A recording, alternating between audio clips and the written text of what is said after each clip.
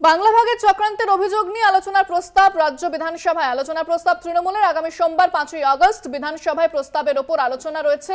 5ই August বিধানসভায় এই প্রস্তাবের উপর আলোচনা বলে জানা যাচ্ছে।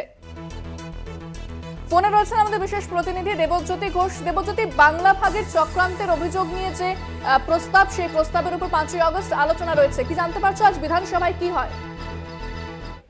দেখো, কিছুক্ষণ আগে বিজনেস অ্যাডভাইজরি কমিটির যে বৈঠক হয়েছে সেখানেই সিদ্ধান্ত হয়েছে যে বাংলা ভাগের যে চক্রান্ত ভারতীয় জনতা পার্টি করছে তারই প্রতিবাদে তারা সোমবার বিধানসভায় একটি প্রস্তাব আনবেন, সরকারি প্রস্তাব, এবং সেই প্রস্তাবটির উপর আলোচনা করবেন।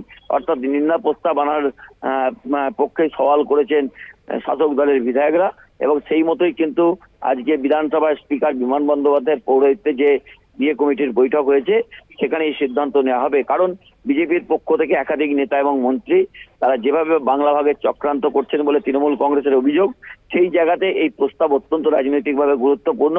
যদিও বিধানসভার বিরোধী দলনেতা শুভেন্দু অধিকারী বলেছেন তারা অংশগ্রহণ করবেন, তারা তাদের বক্তব্য পেশ করবেন।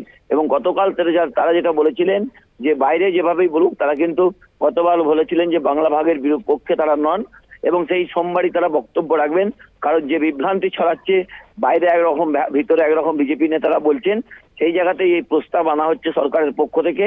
সেই প্রস্তাবে সমস্ত রাজনৈতিক দলই অংশগ্রহণ করবে এবং তখনই পরিষ্কার হবে বাংলা ভাগ নিয়ে বিজেপির কি রাজনৈতিক অবস্থান। ইন্দ্রাণী, ধন্যবাদ দেবজ্যোতি। কথা বললাম আমাদের বিশেষ প্রতিনিধি দেবজ্যোতি ঘোষের সঙ্গে। বাংলা ভাগের চক্রান্তের অভিযোগ নিয়ে আলোচনার প্রস্তাব রাজ্য বিধানসভায়, আলোচনার প্রস্তাব তৃণমূলের। আমরা জানি যে বিজেপি নেতৃত্ব একাধিকবার বাংলা ভাগের কথা বলছে, তারা উত্তরবঙ্গকে আলাদা করার কথা বলছে এবং মালদা, মুর্শিদাবাদ সহ যে সমস্ত অঞ্চল রয়েছে সেই অঞ্চলগুলোকে কেন্দ্রশাসিত অঞ্চল করার কথা বলা হচ্ছে বিজেপি নেতৃত্বের তরফ থেকে। তবে এবার বাংলা ভাগের চক্রান্তের অভিযোগ নিয়ে আলোচনার প্রস্তাব। বিস্তারিত কথা বলবো। ফোনে রয়েছেন বিজেপি নেতা রাহুল সেন, আপনাকে স্বাগত জানাবো। বাংলা ভাগের চক্রান্তের অভিযোগ নিয়ে আলোচনার প্রস্তাব আনা হয়েছে বিধানসভায়, কি বলবেন? না, আমি মনে করি বিধানসভায় কাজ নেই, শুধুমাত্র এই সমস্ত করে রাজনীতি করে মমতা ব্যানার্জি সময় নষ্ট করছে। তার কারণ রাজ্যে তো উন্নয়নে করার কিছু নেই, সেই জন্য বিধানসভাতে করার কি আছে? করার কিচ্ছু নেই। এই সমস্ত অবান্তর ইস্যু নিয়ে নানা রকম ভাবে সময় নষ্ট করা ছাড়া আর কোনো কিছুই করছে না। আমি মনে করি এটা অযৌক্তিক। এর চেয়ে বরঞ্চ রাজ্যের উন্নয়নের কোনো বিষয় যদি আলোচনা করে সেটা অনেক বেশি লাভদায়ক হবে। ধন্যবাদ। আমরা কথা বললাম বিজেপি নেতা রাহুল সেনের সঙ্গে।